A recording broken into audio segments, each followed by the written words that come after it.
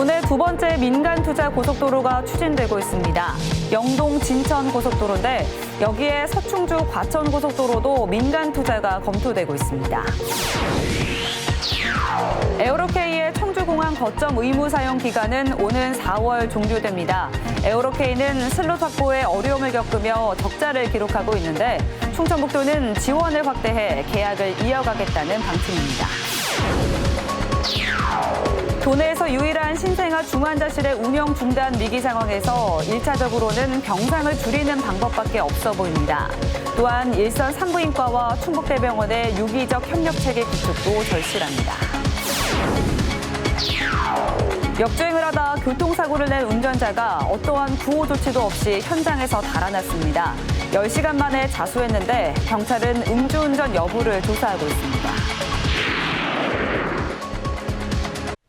여러분 안녕하십니까. CJB 8시 뉴스 시작합니다. 충북 1호 민자 고속도로인 옥산 오창 고속도로에 이어 도내 두 번째 민간 투자 고속도로가 추진되고 있습니다. 오는 2031년 개통 예정인 영동 진천 고속도로인데요. 여기에 더해 서충주 과천 고속도로도 민간 투자가 검토되고 있습니다. 조영광 기자입니다. 지난 2018년 개통된 옥산 오창 고속도로입니다. 동서우측 고속도로 일부 구간으로 GS건설이 사업을 수행했습니다. 옥산 오창 고속도로 주식회사는 30년간인 오는 2048년까지 이용 차량에 대해 통행료를 받게 됩니다. 도내 2호와 3호 민간 투자 고속도로도 추진되고 있습니다. 충북 1호인 옥산 오창 고속도로와 지선으로 연결되는 63.9km 구간의 영동 진천 고속도로는 포스코 ENC가, 경부와 중부 내륙 고속도로 교통 분산을 위한 서충주 과천 고속도로는 롯데건설이 곧 수정 제안서를 제출하고 공사를 맡게 될 전망입니다. 도내 첫 철도 민자 사업도 검토되고 있습니다. 기획재정부의 예비 타당성 조사가 진행 중인 대전과 세종시, 청주공항을 잇는 청주 도심통과 충청권 광역철도 구축 사업에 대한 민간 투자 의향서가 국토부에 제출됐습니다. 광역철도의 경우에는 민간 투자 방식까지 폭넓게 검토해서 사업을 속도감 있게 추진할 수 있도록 국토부 등 관계기관과 협력을 강화해 나가겠으며 SOC 구축에 민간 자본이 투입될 경우 정부나 지자체의 재정 부담이 줄고 사업 기간도 단축됩니다. 민간 투자 사업이 정부 재정 사업보다 공사 기간은 평균 33개월 짧고 사업비는 4.2%가 절감된다는 KDI의 조사 결과도 있습니다. 민자 고속도로의 경우 통행료에 대한 부담이 있을 수 있는데 통상적으로 일반 고속도로의 한 1.1배 정도 됩니다. 하지만 그 거리가 줄어들기 때문에 그 통행료에 대한 부담은 덜어질 수 있습니다. 충청북도는 최근에는 민간 투자를 통해 청주공항 활주로를 건립하는 방안을 검토하겠다고 밝혔습니다. 민자 활주로는 국내에는 사례가 없는 첫 시도입니다. CJB 조영광입니다. 에어로케이는 청주국제공항의 거점 항공사지만 그동안 슬롯 확보에 어려움을 겪는 등 그 이점을 잘 살리지 못했는데요. 오는 4월 거점 의무 사용 기간이 종료되는 가운데 충청북도는 지원 혜택을 확대해 계약을 이어가겠다는 방침입니다. 이태영 기자입니다. 지난 2021년 청주공항을 거점으로 첫 취항에 나선 에어로케이. 면허 발급 조건에 따라 그동안 청주공항에서의 비행만 가능했습니다. 지금까지 비행기 5대를 도입한 에어로케이는 현재 제주행 국내선은 일주일 21차례, 국제선은 세계국 4개 도시로까지 확대해 나가며 지난달 이용객 100만 명을 돌파했습니다. 하지만 적자폭을 극복하는 데에는 한계가 있었습니다. 청주공항의 이용 수요가 적고 무엇보다 비행기의 가동률이 떨어진다는 점에서 지난해에만 230억의 적자를 기록했습니다. 이미 청주공항의 주요 슬롯을 다른 항공사들이 점유하고 있어 거점 항공사로서의 이점도 충분히 살리지 못했습니다.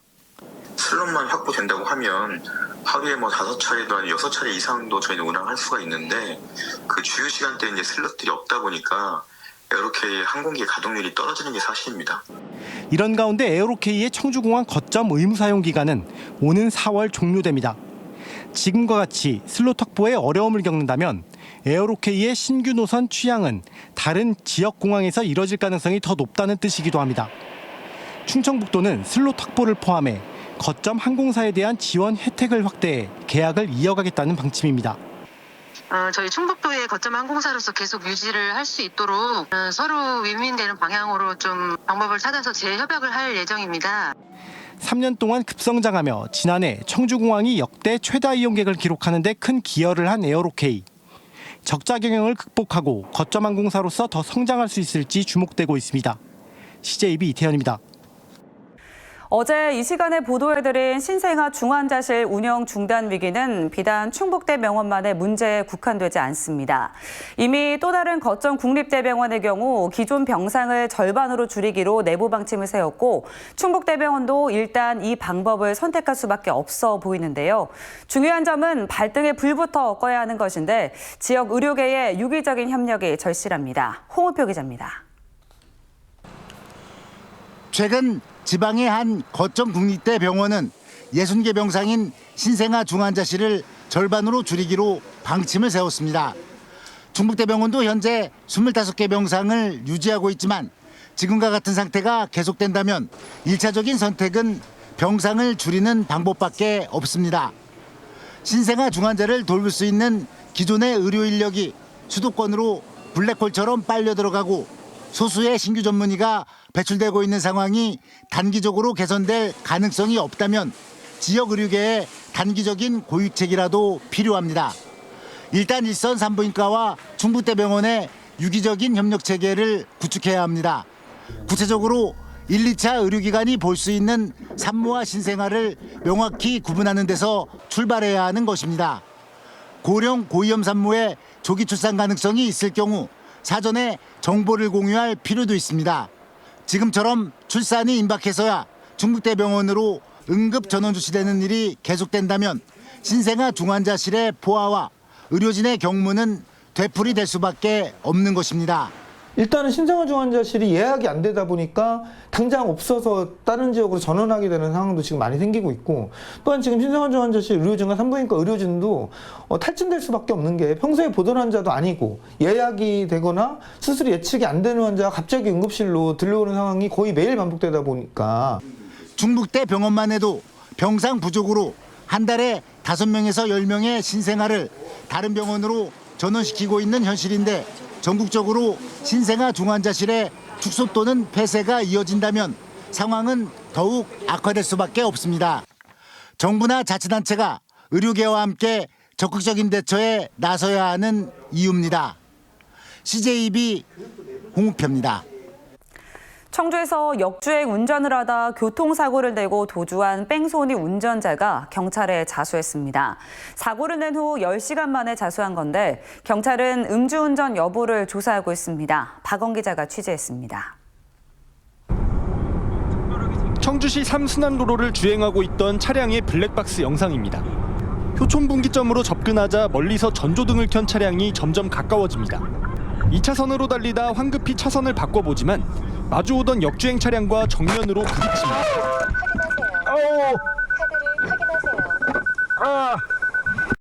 오늘 새벽 0시 20분쯤 발생한 일인데 이 사고로 정상 주행하던 50대 운전자가 크게 다쳐 병원으로 옮겨졌습니다. 놀랬죠. 불빛 자체 있으면 안 될 일인데 갑자기 불빛이 보이니까 저도 깜짝 놀라서 차를 틀었더니 그 차도 틀고 저하고 가서 정면 충돌한 거니까. 하지만 역주행 차량 운전자는 사고 직후 어떠한 구호 조치도 없이 현장에서 달아났습니다. 경찰은 차적 조회 등을 통해 용의자를 쫓기 시작했는데 10시간 뒤인 오늘 오전 10시 50분쯤 어머니와 함께 20대 운전자가 경찰서로 찾아와 자수했습니다. 경찰은 우선 도주치상 혐의를 적용해 이 남성을 입건했습니다. 또 음주 측정 결과 혈중 알코올 농도는 감지되지 않았지만 정황상 음주 가능성을 배제할 수 없는 만큼 사고 직전 행적 추적에 나섰습니다. CJB 박원입니다.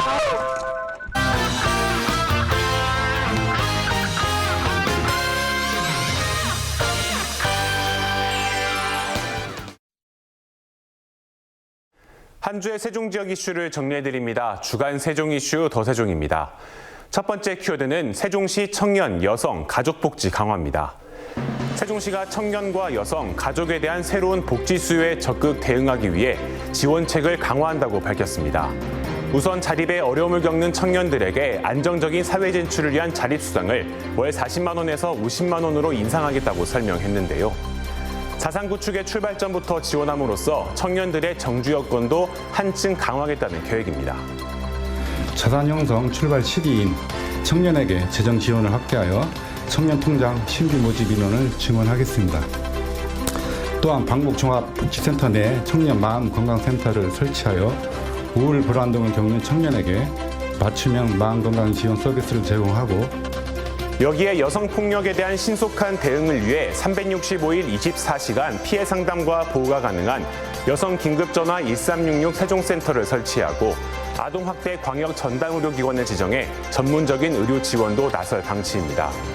또한 저출산 극복을 위해 첫 만남 이용권을 둘째 알부터 300만 원으로 확대하고 부모 급여도 만 0세는 100만 원, 만 1세는 50만 원으로 상향되는데요. 두 자녀 이상 가구가 양육 공백으로 돌봄 서비스를 이용할 경우 본인 부담금 10% 추가 지원 제도도 신설하겠다고 말했습니다.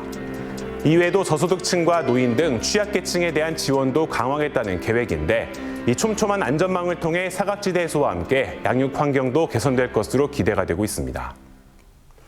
두 번째 키워드, 세종동 교통체계 개선입니다. 행정중심 복합도시 건설청이 국회 세종사당과 대통령 제2집무실이 입지하는 세종동 교통체계 개선에 나섭니다. 행복청은 지난해 11월 수립한 행복도시 내부 교통체계 개선 방안을 토대로 갈매로와 금남교 차로 확충, 중앙공원 내 96호선 도로의 선형 변경, 신규 BRT 노선 등 세부 사업의 설계에 들어가는데요. 특히 국회 세종사당 접근성 향상을 위한 금강 횡단 교량 추가 설치 사업도 탄력을 받을 것으로 전망되고 있습니다. 여기에 승용차 교통량 감축과 자전거 도로 보행로 확충, 신호체계 개선에 나서고 세종시 경찰서 등과 함께 합동 홍보 캠페인도 벌일 예정인데요. 이번 교통체계 개선 사업을 통해 세종시가 행정수도로서 미래 교통수요를 대비하고 시민들의 교통 편의도 한층 나아질지 관심이 모아지고 있습니다. 마지막 키워드는 국립세종수목원에 핀 백서향입니다. 한국수목원 정원관리원이 국립세종수목원 희귀특산 전시훈실에 백서향과 제주 백서향이 개화했다고 밝혔습니다. 백서향은 상서로운 향기가 나는 흰꽃이라는 뜻으로 이름에 걸맞게 은은하지만 오래 기억에 남는 향이 특징인데요. 산림청이 지정한 희귀 식물이기도 한데 우리나라 남해안 도서지역과 제주도에서 볼 수 있습니다. 특히 제주백서향은 제주도에서만 볼 수 있는 특산 식물이기도 한데요. 이번에 개화한 백서향과 제주 백서향은 오는 3월까지 국립세종수목원 희귀특산 전시훈실에서 감상할 수 있습니다. 지금까지 주간 세종 이슈 더 세종이었습니다. 다음 소식입니다. 오송 지하차도 침수 참사를 수사 중인 검찰이 당시 충북도청 실무 책임자 2명에 대해 구속영장을 청구했습니다. 오송 지하차도 침수 사건 검찰 수사본부는 궁평 2 지하차도에 대한 안전관리와 재난대응 부실과 관련해 당시 충북도청 실무 책임자였던 자연재난과장과 도로관리사업소장 등 2명에 대해 구속영장을 청구했다고 밝혔습니다. 앞서 검찰은 제방 부실 축조에 책임이 있는 감리단장과 시공사 현장 소장을 각각 구속해 최근 첫 재판이 열렸습니다. 수사본부는 앞으로 사고의 원인과 책임 소재를 명확히 규명하기 위해 계속해서 수사 대상 기관과 관계자에 대해 신속하고 철저하게 수사를 진행해 나갈 예정이라고 밝혔습니다. 충청북도는 22대 국회의원 선거를 앞두고 오는 4월 9일까지 공직기강 확립을 위한 특별 감찰을 벌입니다. 충청북도는 SNS 등을 통한 선거 중립 훼손 행위나 복무 위반, 도민들의 불편을 초래하는 소극 행정 행위 등을 집중 감찰할 계획입니다. 또 공직선거 비리를 신고할 수 있는 행안부 공직선거 비리 익명 신고방을 도 홈페이지 배너와 연결해 운영할 예정입니다. 노점상을 하며 평생 억척스럽게 모은 재산을 충북대 장학금으로 모두 내놓아 충북대 어머니로 불렸던 교육독지가 신언임 여사가 오늘 향년 91세로 별세했습니다. 신언임 여사는 지난 1993년 33억 원 상당의 부동산을 시작으로 2011년 10억 3천만 원, 그리고 지난 2018년에 8억 원 등 모두 51억여 원을 충북대 장학금으로 쾌척했습니다. 충북대는 충북대병원 장례식장에 빈소를 마련하고 고창섭 총장이 장례위원장을 맡아 충북대학교장으로 장례를 치른다고 밝혔습니다. 충북학사 신임원장 공모에서 윤홍창 전 충청북도 대변인이 최종 합격했습니다. 제천고와 충남대를 졸업한 윤 전 대변인은 충북도의원을 거쳐 지난 2022년 9월 충북도정사상 첫 대변인에 임명돼 1년 3개월간 직을 수행했습니다. 윤 신임원장은 오는 25일 임용식을 갖고 2년의 임기를 시작합니다. 서민금융진흥원이 오늘 청주 사창시장에서 서민금융 홍보와 현장 상담 활동을 펼쳤습니다. 전통시장 영세상인들의 자금 수요가 많은 설 명절을 앞두고 시장을 찾은 이재현 원장은 상인들에게 서민금융진흥원이 운영하는 전통시장 소액대출 사업을 안내했습니다. 전통시장 소액대출 사업은 지자체가 추천한 전통시장에 서민금융진흥원이 자금을 지원하면 상인회가 상인들에게 연평균 2.9%의 금리로 최대 1,000만 원을 빌려주는 제도입니다.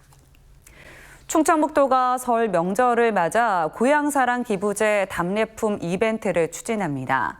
도는 오는 22일부터 이달 말까지 충북도청에 10만 원 이상 기부한 사람 중 50명을 선정해 3만 원 상당의 답례품을 추가 지급한다고 밝혔습니다. 답례품으로는 충주 세척사과나 괴산 청결고춧가루, 음성 나무 도마 등이 제공될 예정입니다. 제천시가 제2차 지방이전 공공기관 유치를 목표로 공공기관 유치 추진단을 구성했습니다.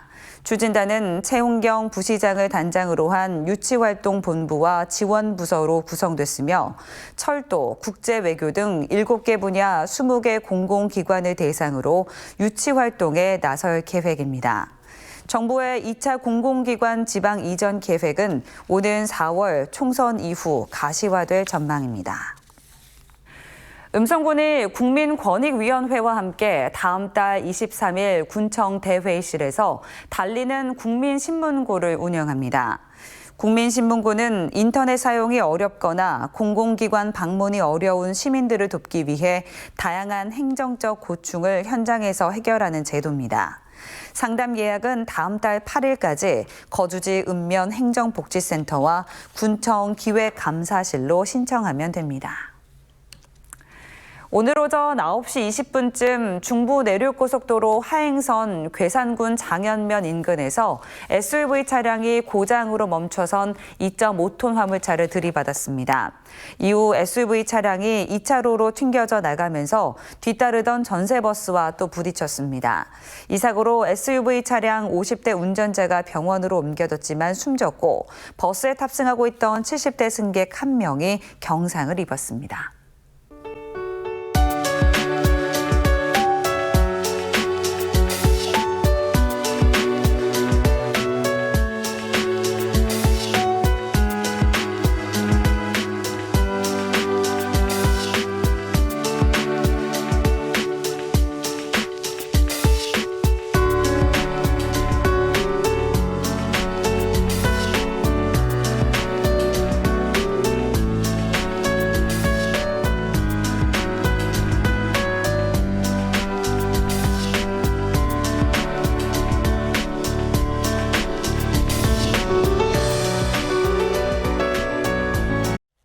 이상으로 CJB 8시 뉴스를 모두 마칩니다. 시청해주신 여러분 고맙습니다.